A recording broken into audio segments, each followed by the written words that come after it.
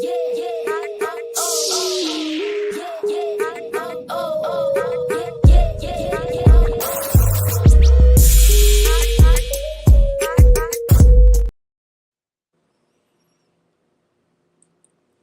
everybody. It's Dr. Rick dropping in on you. It is Wealth Building Wednesday. I hope everybody is getting their year off to a great start. This is sort of a new thing for me in the way that I'm structuring things to protect myself, my health, both physically, mentally, emotionally, and to be more effective and to accomplish more than I have over the last several years. I think with everything that I look at and where I've been, I am grateful to have done what I've done. This is Wealth Building Wednesday, so I don't want to take too long getting into this, but I definitely want to invite you guys into Legacy Wealth. Legacy Wealth Academy is a place where we're going to use a 6-month program, an intensive 6 months program. It's jam-packed with courses designed to teach principles, financial awareness, financial literacy. I mean, everything that's associated with literally building wealth. And when you say building, we're talking brick by brick building. This is not a get rich quick scheme. This isn't about some fast track to anything. This is about the principles you need to make sure that each subsequent generation in your family is doing better and more secure financially. And so I want people to learn this, but also this course will also come with a certification as a consultant. You will have enough knowledge to serve as a financial consultant. No, not a financial manager, not a financial advisor, not a stockbroker. You're not licensed, but you will know, trust me. You'll be able to have an educated conversation with anyone on finance, on money movement, on market behavior, and so much more. And the link is in the description box. It's something I'm extremely excited about. Also, you're going to get a lifetime membership into the Epic Realm community of high achievers.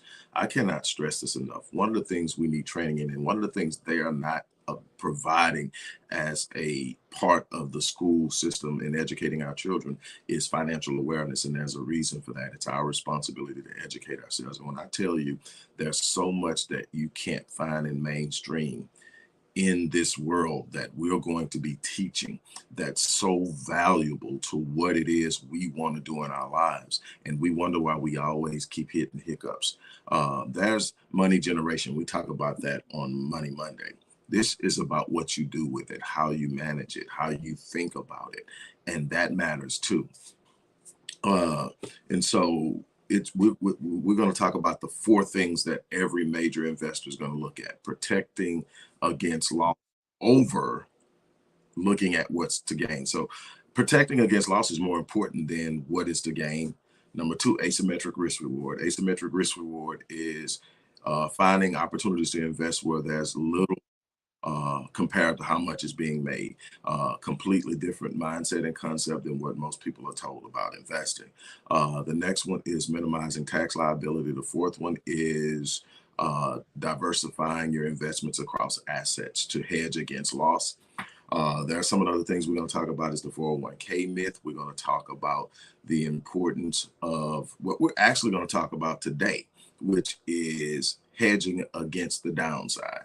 The downside to any investment. There's the upside, you win. There's the downside when you lose. What you want to do is hedge against the downside as much as possible. That's what great investors do. We're going to talk about how to do that. We're going to talk about assets versus liabilities. One of the biggest misunderstandings and failures of understanding that cost us so much is we don't know the difference between a liability and an asset. And we tend to be over invested in consumerism. Compound growth is another thing that we are going to talk a lot about, not only in this course, but over the course of dealing with Wealth Building Wednesday. It's so important. It's one of the most underused mechanisms in wealth building, and it has such great upside and very little downside. It hedges itself. It's an unbelievable thing. We're going to talk about all of that stuff. But today I want to talk about hedging against the downside. I'm going to read you 2 quotes from 2 people that are heavy in the game and have a proven track record. The first one says, an investment operation is one which, upon thorough analysis, promises safety of principal and an adequate return. Operations not meeting these requirements are speculative. We're going to go back over that in a second. The second one is, and that's by Benjamin Graham, who wrote The Intelligent Investor. The second one is superficially, I think it looks like entrepreneurs have a high tolerance for risk, but one of the most important phrases in my life is protect the downside. And that's Richard Branson, who did exactly that when he started Virgin Airlines. And I'm going to tell you about that story, but let's go back and look at what Benjamin Graham said. He said, an investment operation is one which, upon thorough analysis, promise safety of principal and adequate return. Operations not meeting these requirements are speculative. So much of what's done in investment is speculative. So much of what is done is speculating, and a lot of what is done is guessing. You can talk to the major hitters, the David Swansons, the Ray Dalios, the Warren Buffetts, Jack Bogle, and so many of these people who are the masters of investing, multi-billionaires that built their empires on investment. And they will tell you that you can't predict the market. Every last one of them. So then what are you doing? You're not trying to predict the market. You are building analysis and learning about assets. Assets perform. Assets perform despite the market. You learn which assets perform despite the market. You invest in those and you hold those. Whenever you find somebody that's actively trading, you're looking at somebody that's going to have some highs and lows. And that's going to be the course of what's going on. I'm up, I'm up, I'm up, I'm up, I'm down, I'm down, I'm up, I'm up. I lose, I win, I'm up, I'm up. And what you learn is as you get older, you get mature, you learn, you stop playing the game short term and you start investing and looking long term. So the thing is, do you ever get out of a situation where you don't stand to lose? No, but what you can do is create a portfolio that hedges against loss within the totality of your investments. The simple explanation of way of explaining that, say you have 10 investments across assets, meaning none of them are invested in the same industry, same commodity, same whatever. What happens is when you have done your homework, when you have understood and developed an understanding about each one of these assets, you know how they're going to perform. You trust that over time they're going to perform well. Well, you also know that there are going to be times when every industry goes through difficulty, everything, and then there are going to be global times when things are just not going well, regardless of what you've got going on. But what you want a diversity. Why? Because if I've got 10 investments, the chance of all 10 of those having horrible months, horrible years at the same identical time isn't likely if I've done my homework. If I've done my homework, that means that what happens if I'm especially when I'm doing it through asymmetric risk reward, meaning that I'm investing a little to make a lot. And there are investments. The simple way to look at asymmetric risk reward is instead of investing $10 to get $2, I'm investing $2 to get $10. That's asymmetric risk reward. In other words, find things that have extremely high returns. And that's an exaggerated example, but you get the idea. Well, if I'm doing asymmetric risk reward, then that means that I may have $100 across assets. 4 can fail, but if I've done asymmetric risk reward and 6 win, I've won.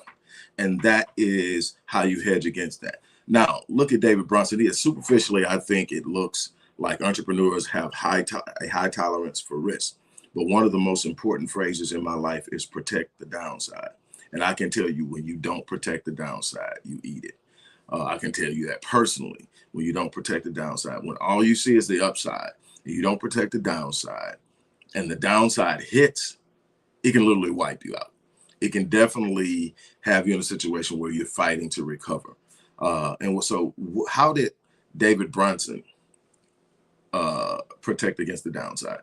He decided that he was brilliant enough in his marketing, in his branding, and how he moved in 1984 that he could compete with British Airlines, who he was basically competing against when he first started Virgin Airlines. And this is what he did. He decided he could do it, but what he didn't want to do is take a heavy hit on a loss. So he brought, I think, 5 or 6 jets.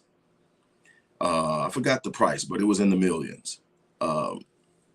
And he bought 5 or 6 jets. But what he did is he negotiated a contract that if in 6 months to a year, something like that, that things didn't work out, he could literally return them and get his money back. So he got the the place where he bought the jets to also believe in what he was doing and take a risk with him and say, okay, we're going to basically consign these jets to you for a certain time. And if things work out, the purchase is final. If not, we'll give you your money back. So what did he do? He hedged against the downside. He hedged against loss. And there's so many different ways you can do that. One of the things I talk to you about a lot is the need to build multiple streams of income, because then you're hedging against loss of your primary source of income. Hedging is so important, and it's one of the things that most people don't think about. What you're doing is saying, okay, what am I going to do that's going to minimize the loss if this doesn't work? And the thing is, if you're investing, you want as little speculation as possible, but an investment is a risk. It's saying, I'm going to put something in here, and based off of what I've been able to look at, based off of what I've been able to evaluate, based off of my analysis, there's a high probability it's going to work. But there are just certain things in a global market or even in a local market that you cannot predict will happen. You can't predict somebody getting assassinated, which will shift a global economy. You cannot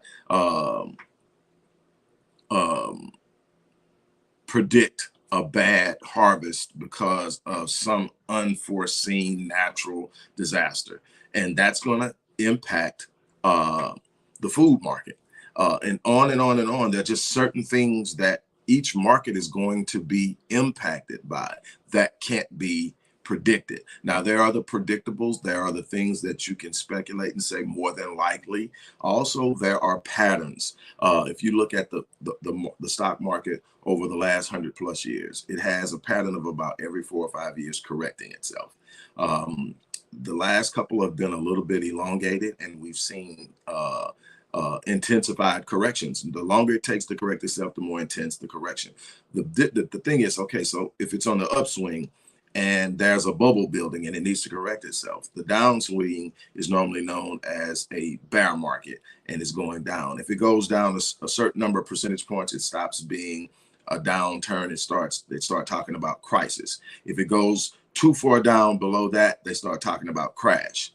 All they're saying is the market is overcorrecting, and they're trying to find ways in every asset to manage and get through that. And how companies manage this and how consumers respond to it is going to determine how long it takes for the market to balance back out. Now, what happens is anytime the market overcorrects, the longer it takes to correct itself, say if it goes on the downside, think stocks are dropping and everybody's panicking. And like Ray Dalio said, in an interview once, the stock market is the only place where things go on sale and people panic. That's what crisis investors sit around and wait for, is for down times when stocks drop and significantly and people panic and want to sell. They're sitting there to buy it because they know what's going to happen, that eventually the market is going to correct itself, the stock prices are going to go back up, and they're going to automatically increase their wealth. And it doesn't take long, relatively speaking, to do that. Those with the capital to do that sit by. And I learned that just through actually having a simple question. I questioned everything. When I was first trying to learn the stock market, my simple question was, okay, the market is in a downturn. Stocks are dropping. And this was my initial question. It's a stupid question now, but it wasn't stupid to me then because I didn't know. I'm like, okay, if the prices are dropping and everybody's selling, who's the dumbass buying? Actually, it's the smart person buying, because that person is actually buying stock at a discounted price. Because what? Stocks on companies that perform consistently are going to climb.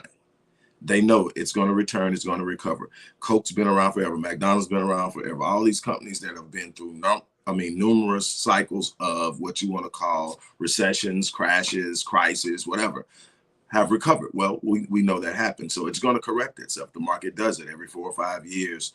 And the longer it takes, the more intense the correction, one way or the other. But so say for instance, you have a long downtime.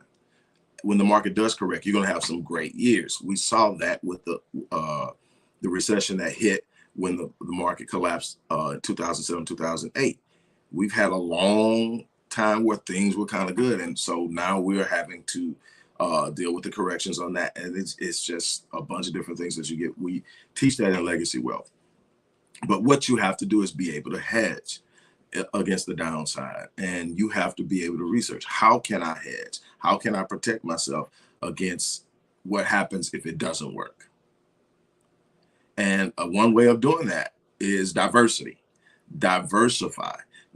He hedged himself within the deal, which is a great thing. He hedged himself within the deal. And he did that by simply saying, hey, look, I need you to be willing to give me my money back if this doesn't work. And he was able to negotiate that. How, I don't know, but that's the art of the deal as well. Being able to get into situations that benefit you and the other person, but get them to buy into it as well. The one thing that I probably would want to iterate here, more than anything, people want to sell the positive, and that's good. One thing I can tell you is there's always a negative side to anything you're doing. There's always a chance that things won't go the way that you want them to go. There's always a chance that you're going to look up and you say, man, how did I get here? It's part of life. Don't let that stop you. Don't let that hiccup, that punch in the gut, that thing that you go, man, what am I going to do?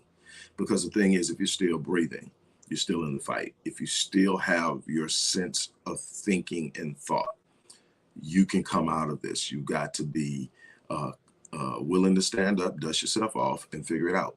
I can't tell you anybody that I've studied, anybody that I've had the blessing of interviewing when doing my research. When I just re-released the revised version of my 25th book, which is the War on Black Wealth, Breaking the Code of Generational Wealth.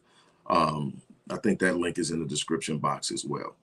Look, the one thing I can tell you is I didn't find anybody that hadn't taken losses. Not one. The ones that I couldn't interview, I read extensively on. From Buffett to Dalio to Swenson to Bogle, and on down the line. And I haven't been able to find one who didn't take losses, who didn't take hits. And I found a bunch, the majority, who took hits that put them in bankruptcy, and they had to come back out, rebuild, and start over. The thing is, once you learn how to do it, you can rebuild. Once you understand how things work, you're never at a loss. Once you develop the knowledge of money, you're never broke. You may be cash strapped, and people don't get the understanding of that. Cash strapped and broke is not the same thing.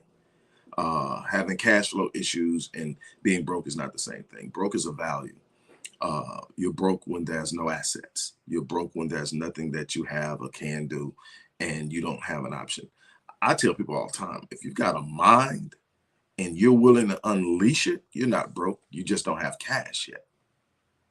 That's the beautiful thing about this world. That's the beautiful thing about the internet. That's why, again, I'm pushing. If you don't have multiple streams of income, you need to have an income stream, multiple income streams, and the internet offers that opportunity. Again, not a get rich quick thing. This is go out there, make some money, create some money, have a plan of what you're to what am I allocating to, what allocating to, bills? What am I allocating to discretionary spending? What am I allocating to investments? You should have a minimum of 20% of your income allocated towards investments, growing what you have created, a minimum of 20%. Don't tell me what you can't do, because it can be done. I guarantee there's at least 20% of things you're spending money on that you don't absolutely have to have. Sometimes you've got to put your wants to the side so that you can build something bigger, something better, something stronger. And that's also a mindset that we need to be passing on to our children.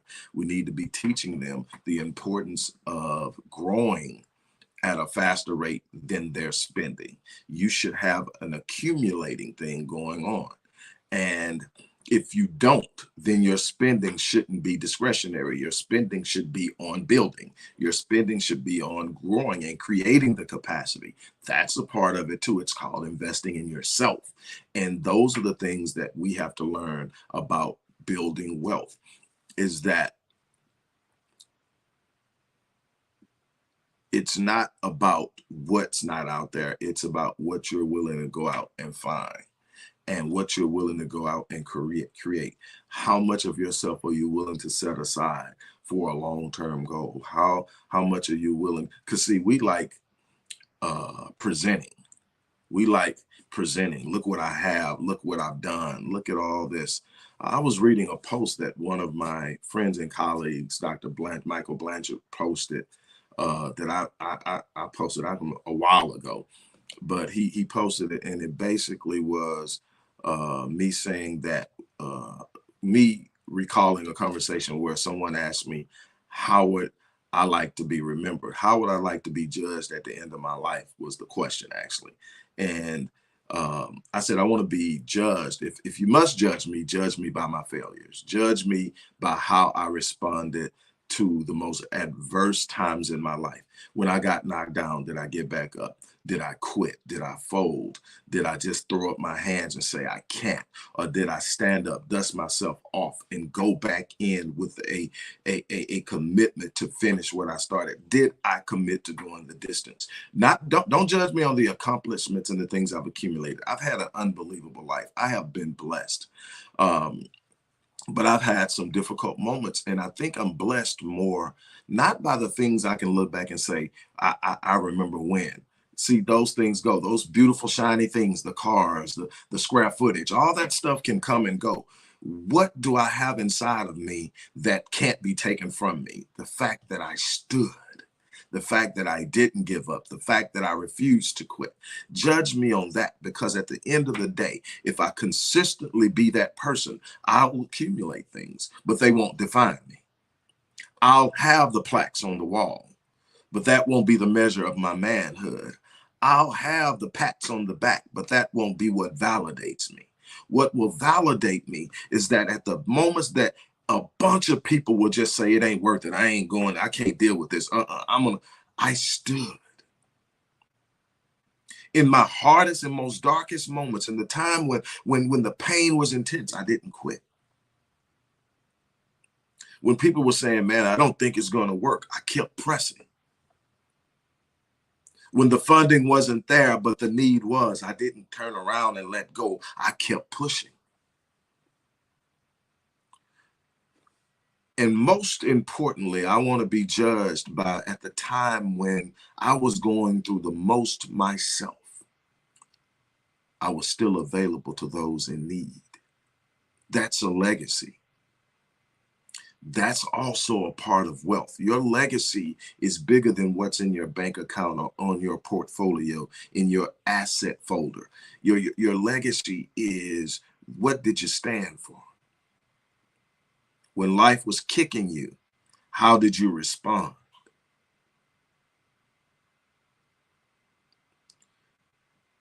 That's going to be what tells the story at the end.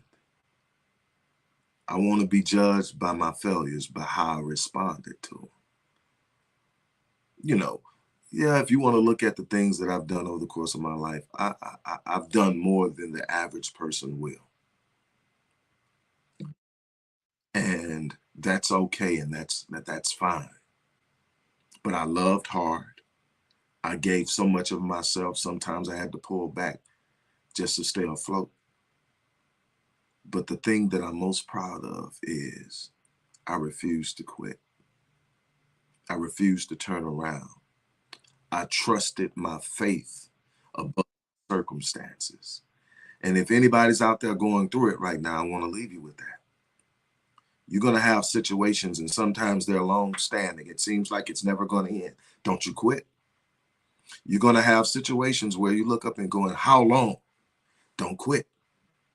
You're going to have times when it seems everybody around you is sitting there literally waiting on you to fall, waiting on you to fail, so they can say, see there, she wasn't all that. He wasn't all that. Don't buy into it. No matter what happens, no matter what goes on, don't you quit.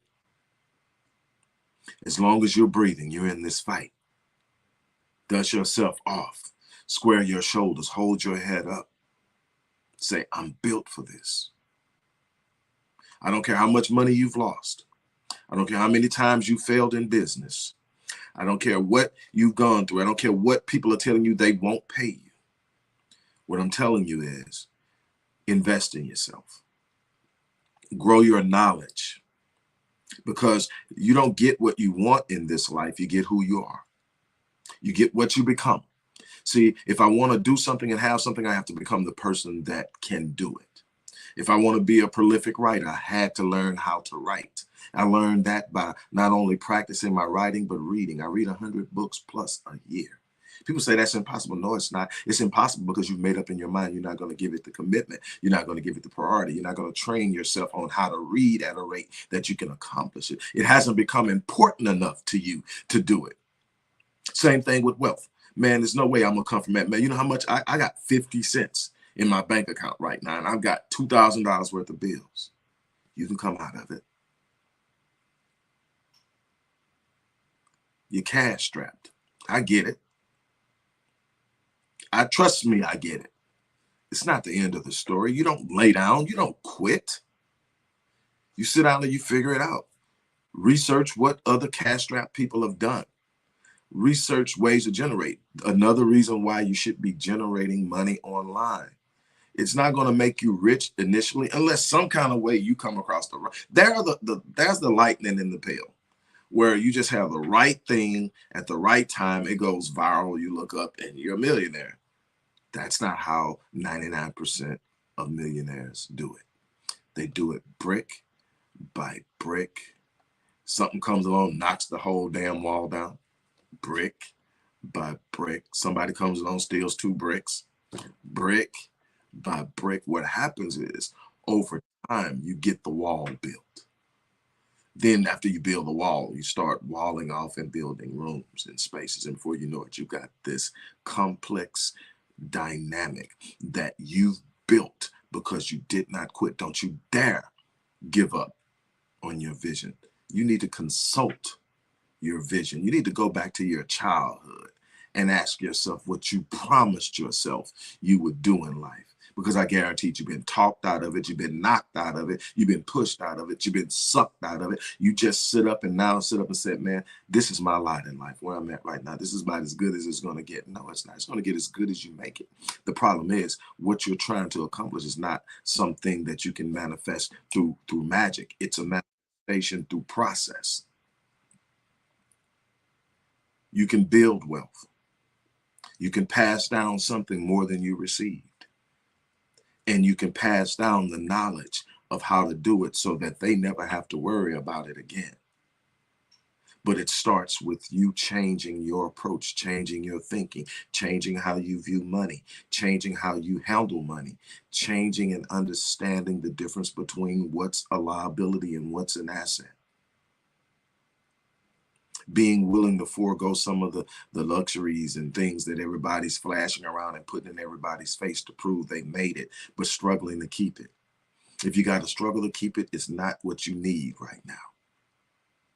Outside a roof over your head and a reasonably dependable means of getting around and the ability to eat, everything else is negotiable.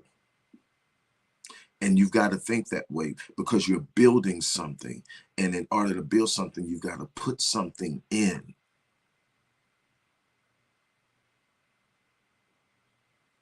This is one of those times where you're going to see a lot of people. And this isn't me talking from a place of judgment. This is me talking from a place of concern.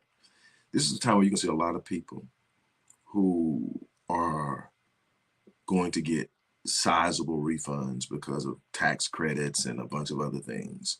And you're going to see them investing wholly in things that are going to depreciate almost immediately and won't likely be even there the next year because that's just how the cycle goes.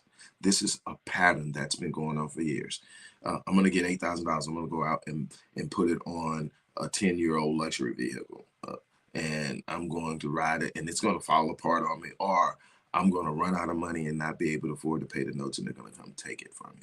And then I'm going to go back to the same damn dealership again next January, next February when I get my money, and I'm going to do it again. They literally are making a killing off me because they're buying a car, they're selling me a car that they're going to get to sell at least once again. get your head in the mindset of the frame of pay cash for something dependable, something easy to fix that you can take to your neighborhood mechanic and work out a deal with them. This is what, and if you get a relationship with them, they'll work with you, and you're in a better situation. You get you something, man. And even if it's for a year or two, you've got something you're not paying notes on. And you don't have to worry about that element. Now, that money you would have been spending on notes can be invested in you, in your vision, in your dream, in your idea. We've got to get out of this consumer mindset. Consumerism and wealth don't go together.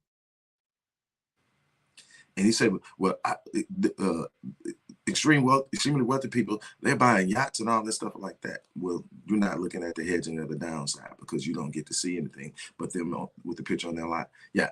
How much time do you think the average millionaire spends on their yacht?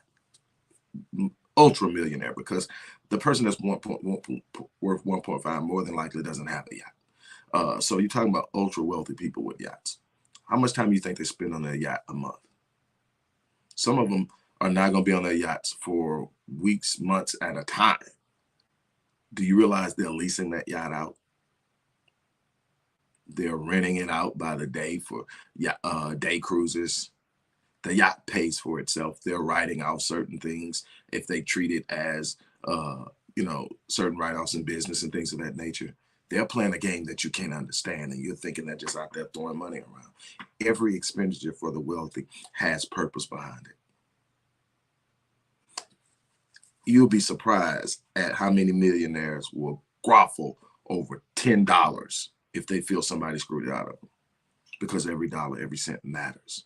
And we need to start treating ourselves like that. Every second matters. Every minute matters. Every dollar matters. Don't give up. I can personally attest that sometimes it's just hard and it seems like nothing is working.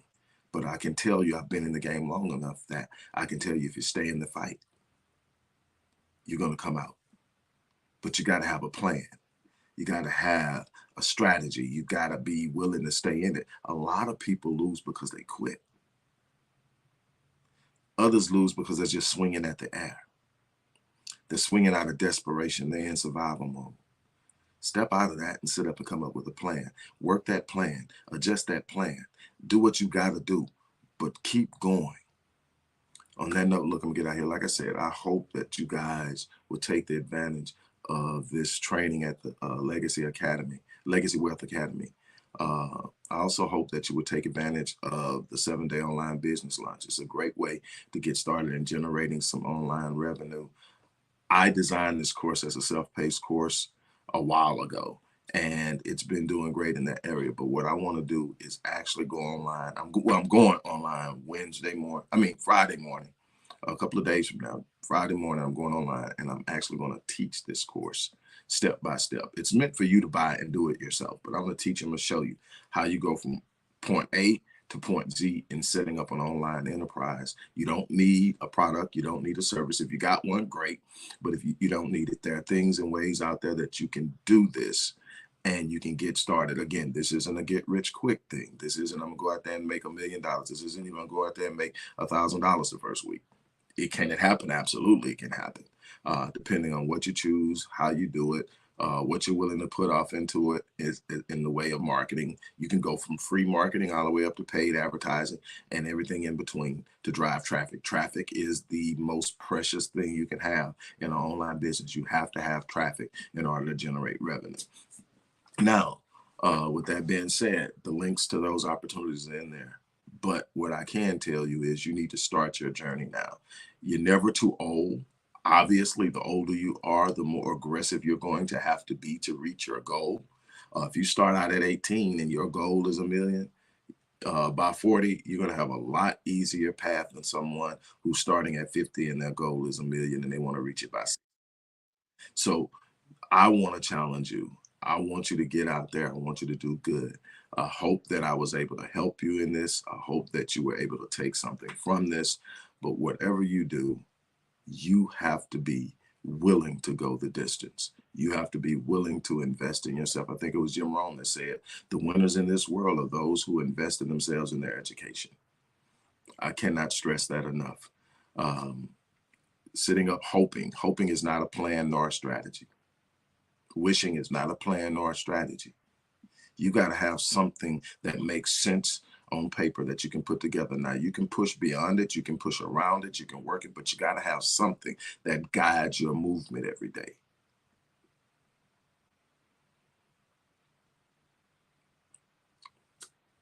On that note, I'm going to get out of here. You guys have an unbelievable remainder of your day. Thank you for stopping by. You have been awesome. And thank you. Man, I miss some of these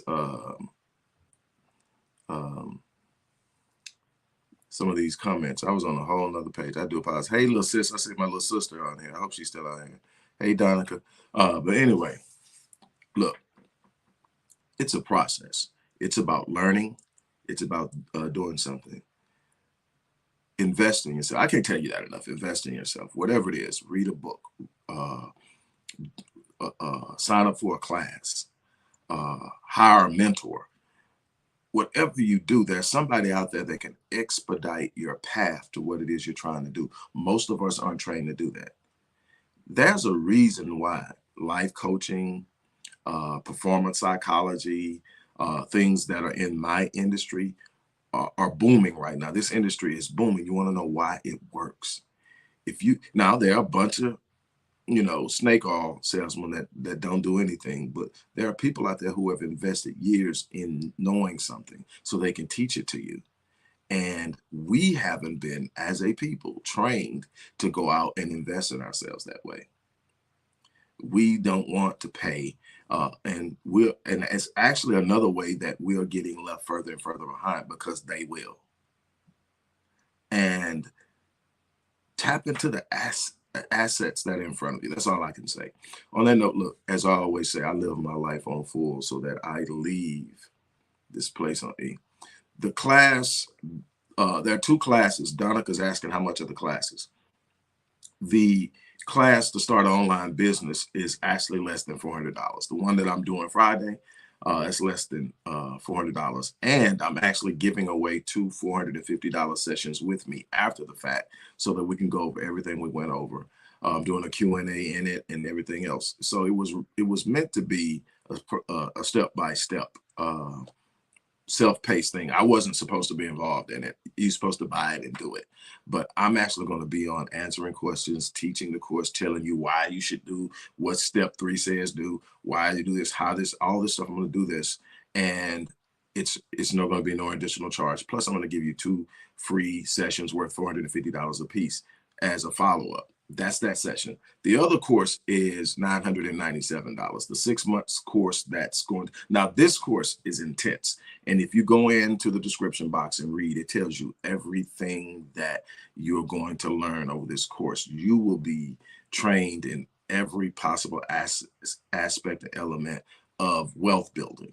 And you're going to learn a lot about why, no matter how much we've been making, we only have XYZ, because what we make in salary versus what we build and grow in investment and wealth aren't the same thing. Being rich and being wealthy isn't the same thing. You're going to learn that there's a guy, black man who's retired, that worked as a parking lot attendant his entire career, never made more than $12 an hour or $18,000, something like that a year, who happened to work in the financial district and just would hit up these financial advisors on tips as they were coming out. And they would just, pine by because he was nice and he had been there forever. They would just share stuff with him and he was using it. He retired with a net worth of almost $700,000. But what it doesn't tell you is he paid for his children's college. They have no student loan debt. He paid for his home. He doesn't have a mortgage. He has all this and this was a while ago. So they've grown that since then. And then there's Theodore Johnson, and then I'm done. Theodore Johnson, a much older example, but Theodore Johnson, he's passed away. But he used to work for UPS way back in the day, and way back in the day. And he, at the top of his career at UPS, made $14,000 a year. And he had someone he knew who was, in his mindset, wealthy. And he asked him, man, I want to be wealthy like you. What? He said, you need to take 20% of your income and you need to invest it in XYZ. And he said, you need to do this every time you get paid. And he said, I can't afford that. I only make XYZ. He said, you can't afford not to. That thing right there, when I read this story, just kept hitting me. You can't afford not to. You can't afford not to. You can't afford not to. And anyway, he did it. And he never left UPS. This is the crazy thing. He never left UPS. He kept working. When he retired at 62, he was worth $72 million. He kept investing. At age 90, he gave, I want to say, half of it, whatever he was worth at the time, which was more than the 72 million. He gave half of it to charity at age 90. And I guess he left the rest to family members or whoever. So it can be done. The one thing I'll tell everybody, and this is my gift to anybody I can talk to who says they want to build wealth, invest in an index. Indexing is compound growth. The S&P 500, anything that mirrors the S&P 500, that has longevity enough for you to study their performance, definitely do something with that. You got to do something with that. That's compound growth. We're used to compound debt, the opposite. We've got to get out of that mindset. So on that note, look, I'm gonna get ready to get out of here. I hope you guys really got something out of this. It's always a blessing for me to share as I work and grow and build. And I'm in an intensified building process where I'm catching all kind of friction. But it's a blessed place to be in, because I could be sitting up with no opportunity to scale out, no opportunity to grow, no opportunity to build, no opportunity to fight to secure capital. None of that. I could be sitting up going, man, what am I going to do next? I know what I'm going to do next. Just have to follow through and do it. It's a blessed place to be, but it's challenging. And that's what people need to understand. The things you want in life come with challenge. Will Smith once said that he believed God put everything worth having on the other side of fear. I agree. A bunch of what you're going to need to do, it's going to go on the other side of the fear of failure, the fear of not getting a return, the fear of what other people think, all these things. But it's also on the other side of discomfort, on the other side of pain. That's going to be some moments that it's going to be excruciating, because you are developing and growing. The best growth I've received in the gym, whether as a youth, as an athlete, as an adult in my 30s, as a professional athlete, as someone in my 50s who has lost 50 plus pounds over the last year or so. And the most precious gains were very uncomfortable and at sometimes painful. The burn, the push, the fight. It's like that in any area in life. You want it, you're going to have to be willing to put in the work to have it. You're going to have to be willing to go in and take the risk. You're going to have to be willing to go in and say, you know what? I'm walking out with something. And that's the thing I want to challenge you to do. Walk out of today with something. And that's the thing I do. I know I keep talking, but because I want to help somebody. I walk out of every day, no matter what my day was like. I walk out with something. I walk out winning. Why? Because I made up in my life that I'm never going to end the day not having grown. Say, well, how can you guarantee? I control what I consume. While everybody's out having fun and doing it, and don't get me wrong, I have fun. I have to take breaks. One of the things I learned this past year is I have to take breaks. I have to step away. I have to give myself time to recuperate. I need to smile. I need to laugh. I need to do these things. I've been serious for so long. I've been pushing for so long. I've been fighting for so long. I was killing myself, literally. So I've learned that. But what I'm talking about is I'm going to spend some time in the day reading. Now, I'm going to read a minimum of 20 pages a day. Minimum. I read 2 books a week on average. Now, that fluctuates depending on if it's a time when I'm actually writing a book that may go down to 1 book a week for a while, but I'm going to make up for it. And it's about commitment. How committed are you to it? The problem is Most people aren't going to be committed to it. It's not exciting enough. It's not fun enough. If I'm not a fan of reading, then I want to do it. You know, for the reader, it's great. But what if I'm not a man? You got to become someone who's consumed. If you don't want to read it, go find somebody who's teaching something real on YouTube. Do what you're doing now. Find somebody who's talking about something that matters to you on YouTube, on Facebook, on Instagram, but you need to be consuming things that add to you instead of consuming things that attack, tear you down, uh, build on your doubt. You control that. You're in absolute control of what comes through your gates. There are times where there are things that need to be dealt with, but there are moments where they are not allowed in my space, because there's got to be a time and space where I allow myself to feel peace, feel whole, feel happy, feel joy, regardless of what's going on in my life. It got to be this time where my circumstances aren't dictating how I feel. You've got to get to that place. On that note, look, I'm going to get ready to get out of here. I really, truly hope that you are blessed. This time I'm living for real. As I always say, I live my life on full so that when I leave this place, I die on E. That's my challenge to you. Live on full and leave this place on E, meaning you've given this life everything you have. You're not taking anything to the grave with you. That's the way you want to live. On that note, I'm out of here. You guys have an unbelievable day. Smile a lot. That's something that I'm working on too, is smiling more. Smile a lot and love hard. Love hard. On that note, I'm out of here. Hey, Tezzy, love hard. You get this life once, and it's short. You'll look up, man. I'm like, I just spent 10 years of my life, and you're looking at it and going like, wow, that's 10 gone. What will you leave behind? What legacy what will people say about you after you're gone? That's your legacy. Will it speak of you? Some people won't be talking about you a year after you're gone because you didn't do nothing while you were here, but whine, complain, and talk about how hard life is, or just sit back and coast through life and hope nothing bad happens to you. But the people who decide that I'm gonna leave my imprint, that I am not going to leave this life having not touched it in a way that people know who I am. People remember what I've done. I don't want the accolades. In Michael Blanchard, I mentioned him earlier, Dr. Michael Blanchard. We've had conversations over the years. We've been knowing each other now for well over 10 years. And he would always tell me, Doc, my fear is that people will not know the massive impact that you are making until you're gone. And my response to him was,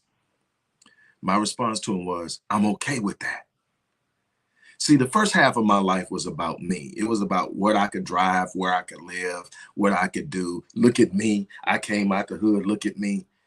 And I was miserable. I was in that big house with those cars in the driveway and everybody singing my praise. And I was up pacing the floor 3 o'clock in the morning, every freaking morning. And I couldn't figure it out. Everything I ever said I wanted, I had. And I couldn't figure it out. And I sat down and I talked to somebody, a spiritual advisor that I trusted. He said, you're not in your purpose. Those things will never fill that void. He said, it's a God void in your heart. The only thing can fill it is purpose. So the second half of my life became about my legacy. What am I leaving behind? That goes with wealth in assets and money, but it also goes in wealth and love, wealth in knowledge, wealth and impact. Your legacy is what speaks of you after you're gone.